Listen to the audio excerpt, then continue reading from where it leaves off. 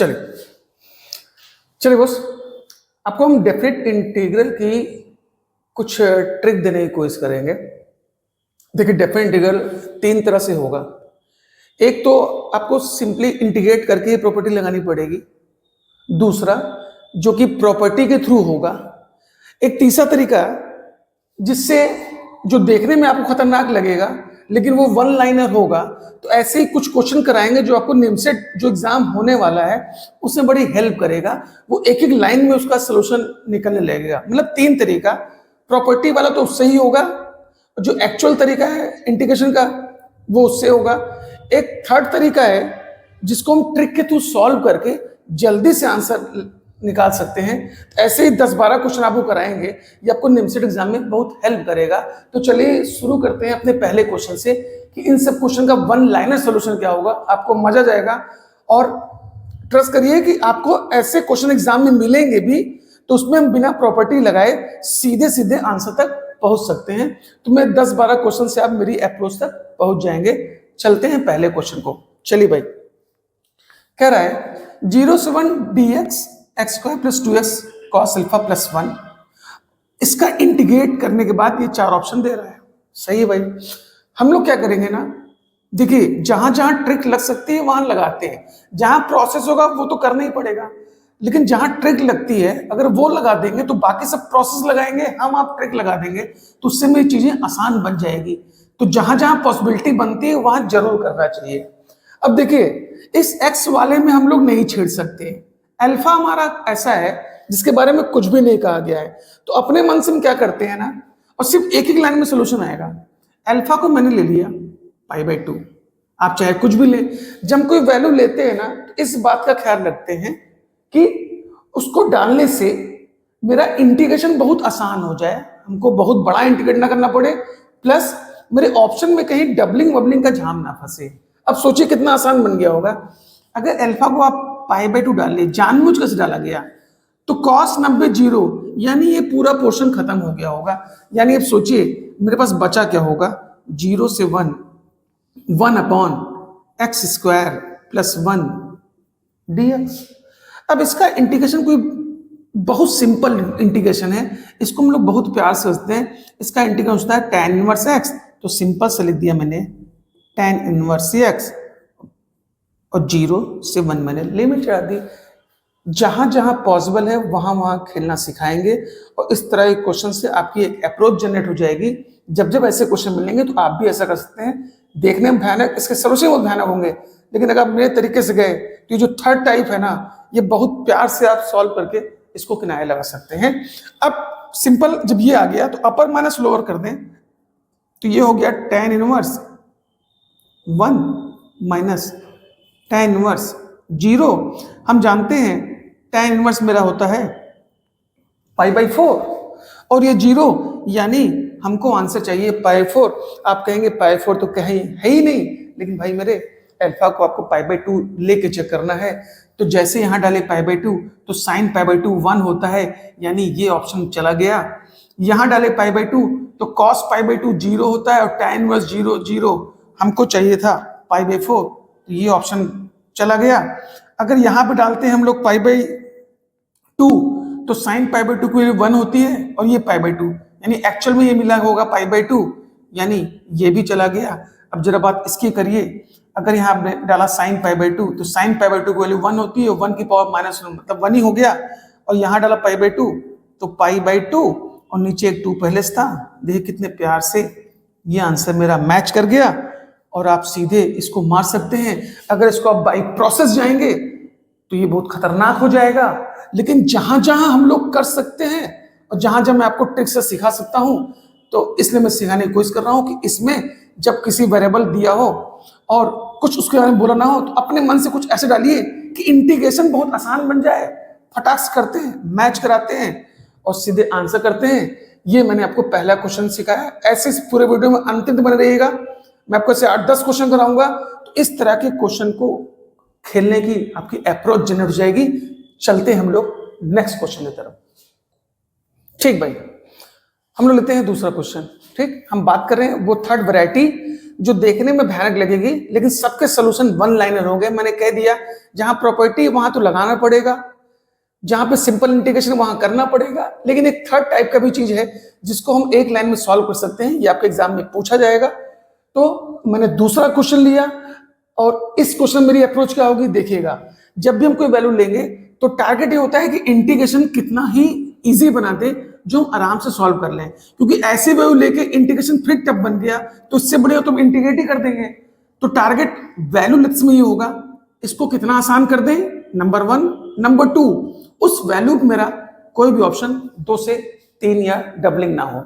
अब देखिए इस इंटीग्रेशन को, एक्स को नहीं छेड़ सकते क्योंकि एक्स के रिस्पेक्ट में इंटीग्रेशन करना है, तुम्हारे पास ए ही खाली बच रहा है। अगर कुछ देर आप नोटिस करिए, इस बार मैं ए को जीरो ले लूं, ठीक है भाई, जीरो लेने पे आपका ये टर्म साफ हो जाएगा। ए को जीरो रखे होंगे तो ये पूरा टर्म साफ हो जाएगा, यानी सिर्फ और सिर्फ 1 बचा होगा।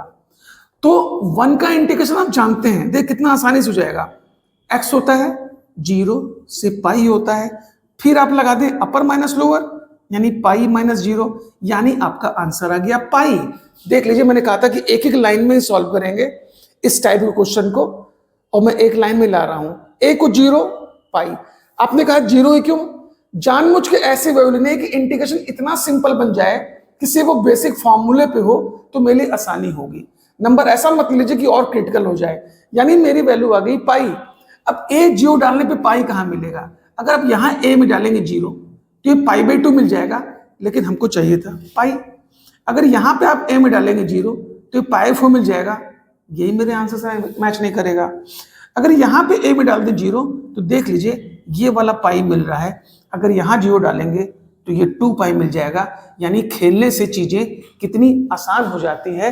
हम बार बार कह रहे हैं हर क्वेश्चन ट्रिक से सॉल्व हो जाए, ये भी जरूरी नहीं है, लेकिन जहां जहां अपनी कर सकते हैं वहां जरूर करना होगा, तभी तो कहलाएगा कि हम लोग स्मार्ट हैं। ठीक, तो ये दूसरे क्वेश्चन से आपको मैंने कुछ अप्रोच देने की कोशिश की। चलते हैं अपने थर्ड क्वेश्चन की तरफ। चलिए भाई, 2 क्वेश्चन मैंने आपको अप्रोच देने की कोशिश की। मैं आपसे प्रॉमिस कर रहा हूं कि मेरे 10 क्वेश्चन से ही आप बहुत डेफिनेट खेलना सीख जाएंगे, मतलब डेफिनेट का 30 से 40% आपसे निपट जाएगा। बस आप मेरी बातों को ध्यान रखिएगा। अब मान लीजिए ये क्वेश्चन है और आप इसको मेरे वीडियो रोक के आप ट्राई करेंगे तो 1 लाइनर सोल्यूशन तो नहीं निकाल पाएंगे, लेकिन हम आपको जरूर इसमें 1 लाइनर सोल्यूशन देंगे, क्योंकि आने वाले नेक्स्ट एग्जाम में हम चाहते हैं कितनी आपकी हेल्प कर सके और आप ऐसे क्वेश्चन को हैंडल कर सके। डन है। अब इस क्वेश्चन को समझिए, अभी देखने में भयानक लग रहा है, लेकिन अगर जितना अच्छा क्वेश्चन समझेंगे उतना अच्छा सोल्यूशन निकलेगा। तीसरे क्वेश्चन से मैं आपको और आगे ले जाने की कोशिश कर रहा हूं। कह रहा है if n minus m is odd, m not equal to n, then उसके बाद ये इंटीग्रेशन और mn के टर्म में गया है। भाई प्रोसेस जाएंगे, बहुत डेंजरस होगा। अब जैसे कि अब वैल्यू हमको लेनी है और ऐसी लेनी है कि इंटीग्रेशन भी मेरा बहुत आसान हो जाए। ऐसी वैल्यू नहीं ले ले कि हमको बाद में फिर आइलेट रूल लगा के बाई पार्ट्स लगा के करना पड़े, बहुत टफ हो जाएगा। यानी मैंने क्या किया, हमको इसको ऑड लाना था, तो कुछ देख लिए, अगर मैं n को 1 ले लूं और m को 0 ले लूं, जानबूझ के ऐसा कर रहे हैं कि कितना सिंपल उसको बनाया जा सके।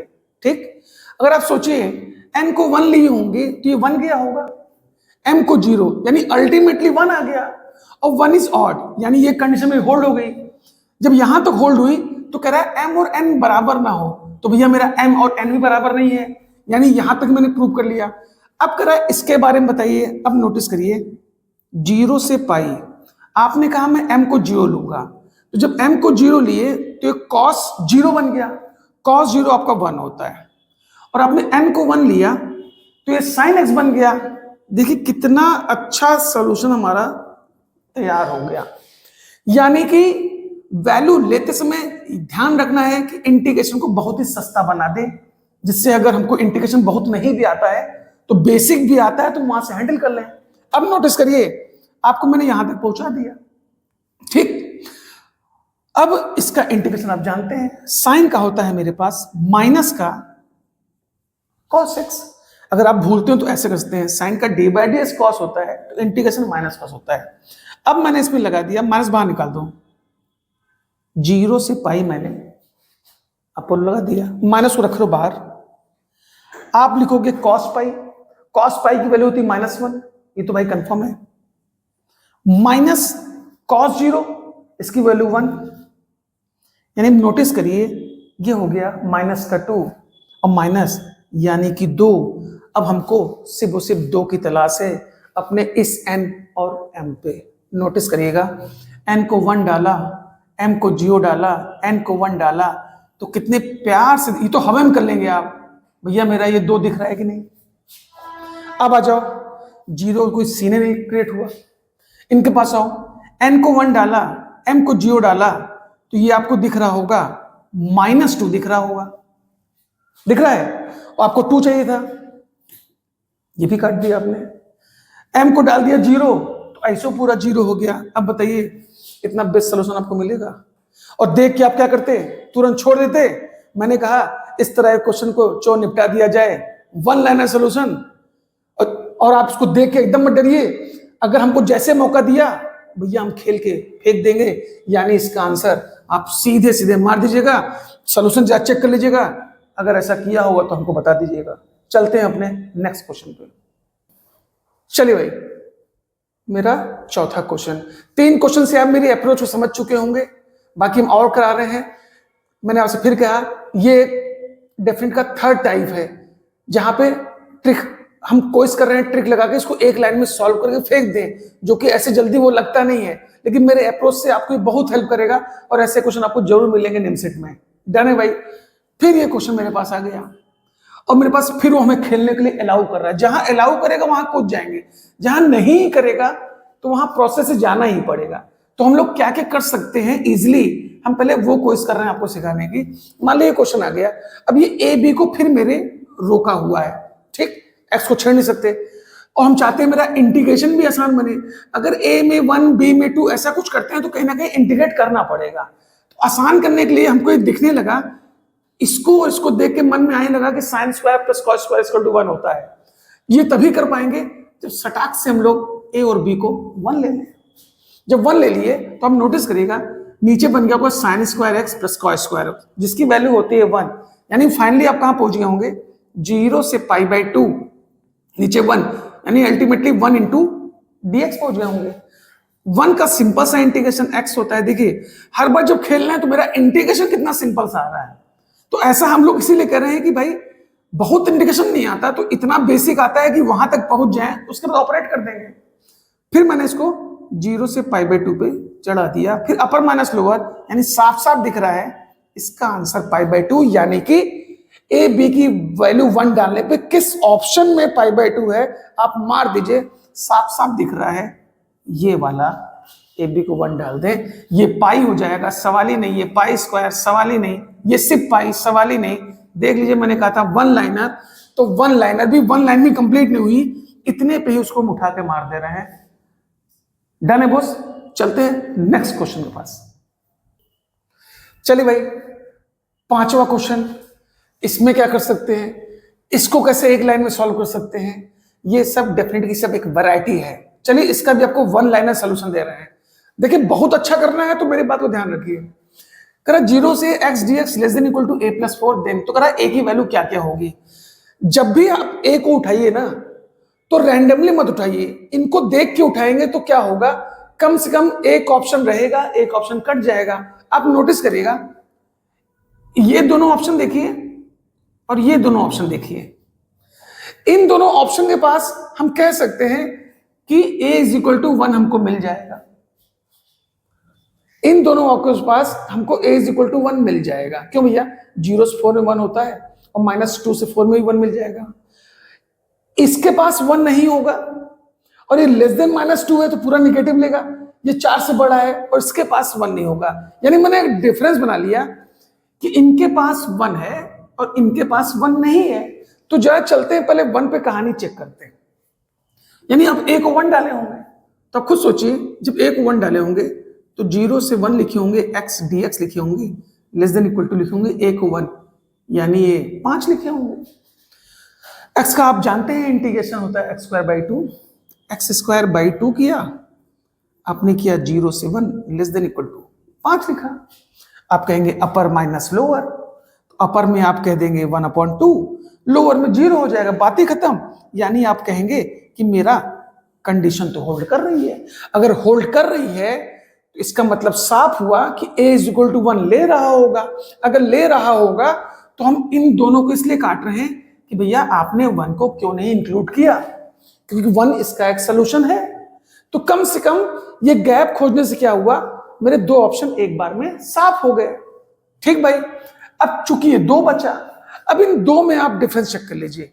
आप नोटिस करिएगा इनके पास a इज इक्वल टू -1 है। भाई एक के पास है, एक के पास नहीं, यही कर लेते हैं।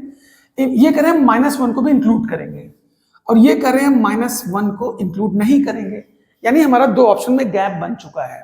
चलते हैं भाई, क्या करते हैं, -1 रख लेते हैं। अगर -1 पे होल्ड किया तब इसको मार देंगे, इसे काट देंगे, क्योंकि आपने -1 नहीं लिया था। अगर -1 होल्ड नहीं किया तो इसको रख लेंगे, इसको काट देंगे, क्योंकि आपने -1 लिया था। चलिए हम डालें -1। अब मैं ये वाला पार्ट यहां पे कर दे रहा हूं, तो 0 से -1 गए आप, x लिखा, dx लिखा, लेस देन इक्वल टू -1 + 4, 3 लिखा। x का इंटीग्रेशन आपका होता है x²/2। फिर से भाई वही बात, 0 से -1 less than equal to 3। Upper minus lower करेंगे, तो जैसे अपर करेंगे तो इसका स्क्वायर मतलब 1 हो जाएगा, तो ये हो जाएगा 1/2, माइनस लोअर खत्म, यानी लेस देन इक्वल टू 3। भाई मेरे कंडीशन तो होल्ड कर गई, यानी a इज इक्वल टू -1 भी इसका एक सोल्यूशन है। अब आपको इसलिए जाना पड़ेगा क्योंकि आपने -1 नहीं लिया था। तो कितना सिंपल सा आंसर हो गया। अब इसको आप बी मार दीजिए, थोड़ा सा ऑप्शन की हेल्प लीजिए, बारी बारी से काटिए, रैंडमली मत लीजिए, ऑप्शन के अकॉर्डिंग ही लीजिए, अपने आप 3 कट जाएगा, 1 बच जाएगा। ये मेरा आपको चौथा क्वेश्चन था। नेक्स्ट क्वेश्चन में और अप्रोच देते हैं आपको। चलिए भाई इस क्वेश्चन को खेलते हैं, जहां जहां मौका देगा वहां खेलेंगे। आप कहेंगे हमें मालूम कैसे चलेगा, भाई मेरे इसलिए तो ऐसी वैरायटी कर रहे हैं कि आपको देख के मालूम चले कि यहाँ पे हम कुछ कर सकते हैं। देख के छोड़िए मत, उससे भागिए मत कि भैया डर गए ये क्वेश्चन हमसे नहीं होने वाला। नहीं भाई, वेट करते हैं, चीजों को ध्यान रखते हैं, ट्राई करते हैं, क्या पता हमारा आंसर आ जाए। इंटीग्रेशन को इतना बड़ा ना बना दिया जाए कि हम उसको देखते मानी छोड़ना शुरू कर दें। अब से कहने को तो ये भी इस तरह लिखा है कि आपको बड़ा अजीब लगेगा, भाई साहब ये सब क्या हुआ लिखा है, लेकिन थोड़ा सा आप मेरे अकॉर्डिंग चलिए और जैसा बता रहे हैं वैसा करिए, बहुत आसान हो जाएगा ये इंटीग्रेशन भी। करना क्या है, और मैंने फिर कहा है कि जब हम लोग कोई चीज लेट करते हैं तो ऐसा करते हैं कि हम उसका इंटीग्रेशन कर भी पाए। ऐसा बहुत जोश में ना लेट करते हैं कि हम उसका इंटीग्रेशन खुद ही नहीं कर पा रहे हैं। अब कर रहे हैं 0 से पाई x into F of sine x dx। मैंने कहा इस केस में ना सबसे बेस्ट तरीका आपको दे रहे हैं, ऐसे क्वेश्चन आपको बहुत मिलेंगे। यानी यहाँ एक फंक्शन है जो कि एफ ऑफ साइन एक्स का है, तो पहले तुमको इसको सेटअप बनाना पड़ेगा। इस केस में हमेशा क्या किया करिए, आप हमेशा कांस्टेंट फंक्शन अपने मन से लीजिए। जैसे मान लीजिए मैंने एफ एक्स को थोड़ा देर के लिए एक फंक्शन ले लिया 3। इससे फायदा ये होगा जब एफ एक्स को 3 लिया तो आपसे कोई पूछेगा एफ ऑफ साइन एक्स, तो आप कहोगे sir F of sine x जो होगा वो भी 3 होगा, क्योंकि जब यहां पे कोई एक्स का पार्ट ही नहीं है तो कहां डालेंगे, जहां एक्स है वहां साइन एक्स डाल दें। तो कांस्टेंट से ये फायदा हुआ, आप चाहो तो 3, 4, 5, 6, 7, 8 कुछ भी ले लो। देखिए इससे बहुत फायदे होंगे। एक तो F x 3, F of sine x भी 3। एक तो हमारा ये चीज बहुत आसान से बनी रहेगी। दूसरी बात, जब ये चीज यहां इन्वॉल्व होगी तो उसका इंटीग्रेशन करने में हमको आसानी हो जाएगी। और कोई फंक्शन लेंगे तो आपको फिर बाई पार्ट्स लगा के इंटीग्रेट करना पड़ेगा।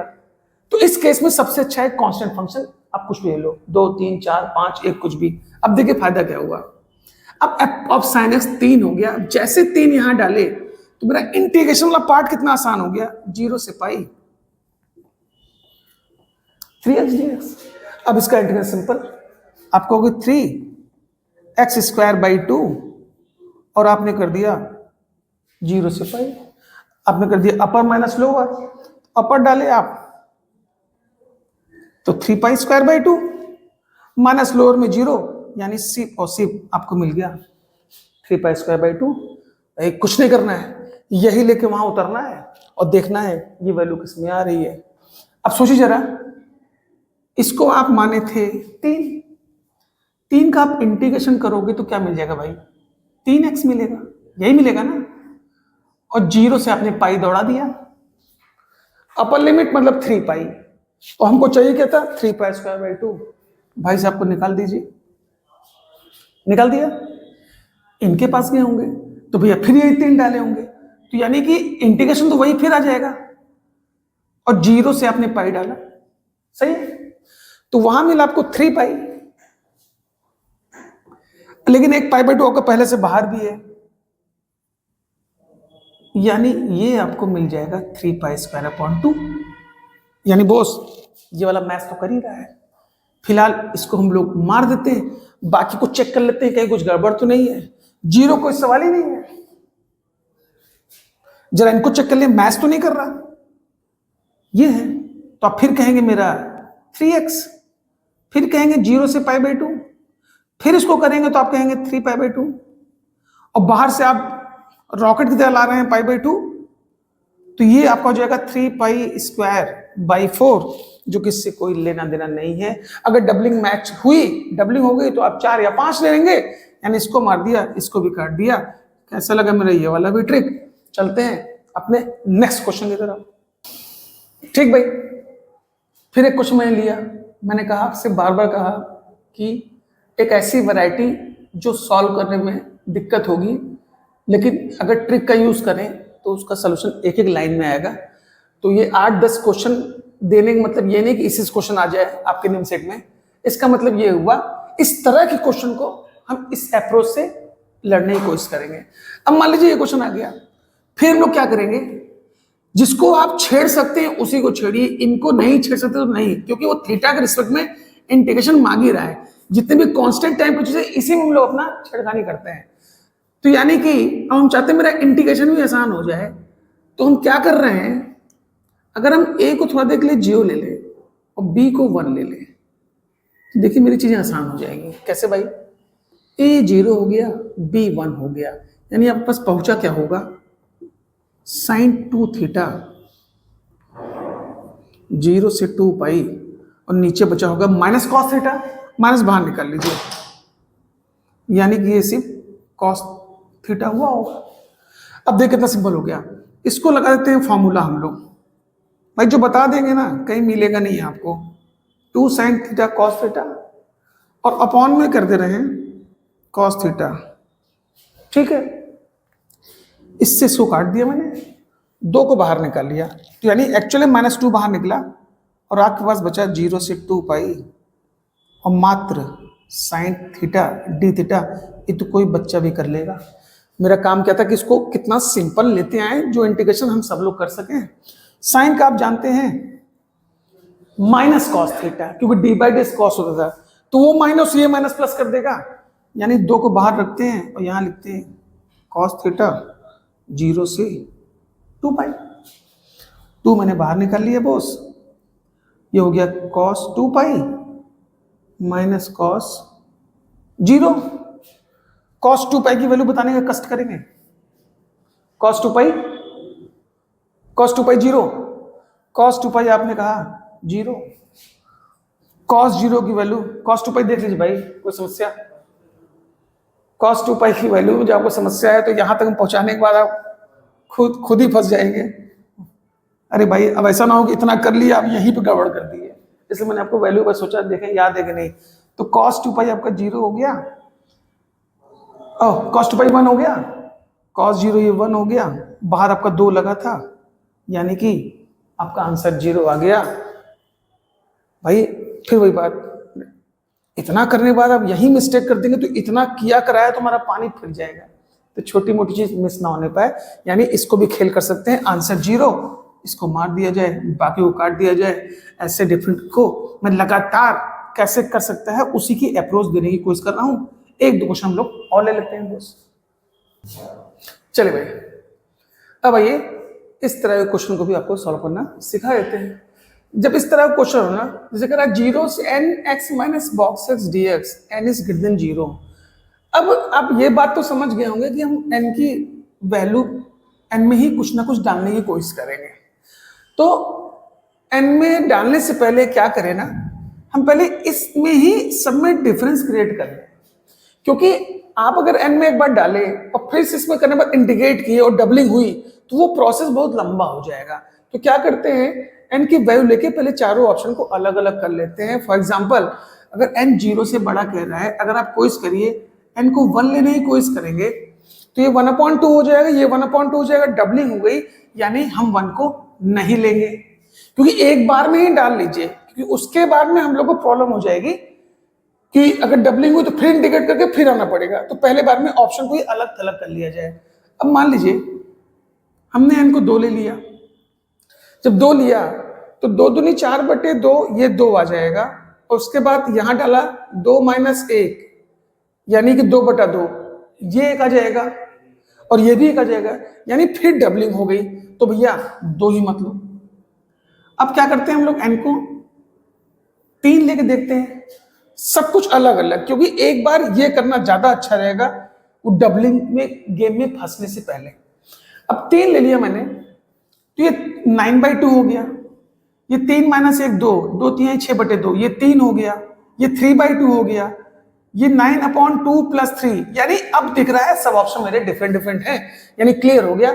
हम n को 3 लेके करने की कोशिश करेंगे। तो जैसे मैंने n को 3 लिया तो आप कहेंगे ये हुआ 0 से 3, और क्या करिए इसको अलग अलग लिख लीजिए। तो ये x dx हो गया -0 से 3, ये मेरा बॉक्स x dx हो गया। अब इसका इंटीग्रेशन आप जानते हैं सिंपल, x का होता है मेरा x²/2, ये हो गया मेरा 0 से 3। ठीक भाई, माइनस एक बना दो ब्रैकेट। बॉक्स को करने का तरीका क्या होता है, अगर 0 से 3 है ना तो बॉक्स कहता है कि जितने भी बीच में इंटीग्रल पॉइंट है सब पे आप खोल दीजिए। खोल दिया भाई, 0 से 1 बॉक्स x dx प्लस 1 से 2 बॉक्स x dx प्लस 2 से 3 बॉक्स x dx, और मैंने इसको पूरा ब्रैकेट क्लोज कर दिया। इसका इंटीग्रेशन आप जानते हैं अपर माइनस लोअर, तो यानी ये क्लियर हो गया, इसका तो 9/2 आपका आएगा ही आएगा। ठीक, माइनस ब्रैकेट बना दो एक। बॉक्स को करने का 2 तरीका है, या तो आप सीधे लोअर लिमिट डाल के इसको इंटीग्रेट कर दीजिए, अगर समझना हो तो आप खुद समझिए कि अगर इसके अंदर 0 से 1 के बीच में कोई वैल्यू डाली जाएगी तो ये आपको 0 दे देगा, 1 से 2 में ये 1 दे देगा, 2 से 3 में आपको 2 दे देगा। और ये भी नहीं समझ में आ रहा है तो सीधे लोअर लिमिट डालिए और काम खत्म करिए। यहां डाला लोअर लिमिट 0 तो ये पूरा इंटीग्रेशन खत्म हो जाएगा। यहां डाले आप 1 तो यानी ये 1 dx हो गया, यानी ये बना 1 से 2 1 dx। सीधे डाल दीजिए लोअर लिमिट तो ये बना 2 से 3 2 dx। अब आप ब्रैकेट क्लोज कर दीजिए। ठीक, जहां जहां खेलना अलाउ है वहां वहां हम पूरी ताकत से खेलने की कोशिश कर रहे हैं।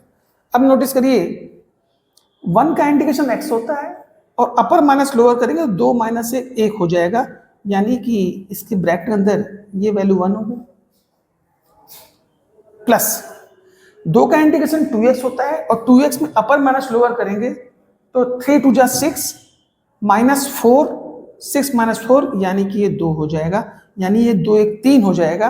और बाहर आपका खड़ा है 9/2 तो 9/2 - 3 ये हो जाएगा 3 × 2 = 6 और 9 में से 6 गया तो आपका आंसर आ जाएगा 3/2। पहुंच गए हम लोग आंसर भाई। अब देखना है n को 3 डालने पे 3/2 कहाँ मिला, ये 9/2 है, सवाल ही नहीं। 3 में से 1 गया 2, 2 3 6/2 3, ये नहीं मिलेगा। इस अंश को देखिए, ये बड़े प्यार से 3/2 दे दिया। इसको चेक करिए आप, तो आपने n को डाला 3 तो 9/2 प्लस 3, ये सॉल्व करने पे 3/2 नहीं मिलेगा, यानी ये भी काट दीजिए, यानी आंसर सी मार दीजिए। मैंने आपको 8-9 क्वेश्चन इस वैरायटी कराए, तो इस तरह के क्वेश्चन आए तो डेफिनेट का थर्ड पार्ट है, इसको हम लोग मैनेज कर सकते हैं। इस तरह के कई भी क्वेश्चन आप लगाइएगा और बार बार भाई 10 क्वेश्चन से मैं आपको सिर्फ अप्रोच देने की कोशिश कर रहा हूँ, यही क्वेश्चन इंसिडेंट फंस जाएगा ऐसा जो ही नहीं है। इस तरह का आएगा तो ऐसा काम आप कर सकते हैं। और ऐसे में हर टॉपिक पे आपको कितनी ट्रिक यूज हो सकती है, कितना कुछ कर सकते हैं, मैं बताने की कोशिश करूंगा। अगर मेरा वीडियो अच्छा लग रहा होगा तो लाइक करिएगा, शेयर करिएगा, सब्सक्राइब करिएगा। नेक्स्ट वीडियो में, नेक्स्ट टॉपिक में ऐसे ही कुछ ट्रिकी सॉल्यूशन आपको मिलते हैं। अभी इतना ही, धन्यवाद।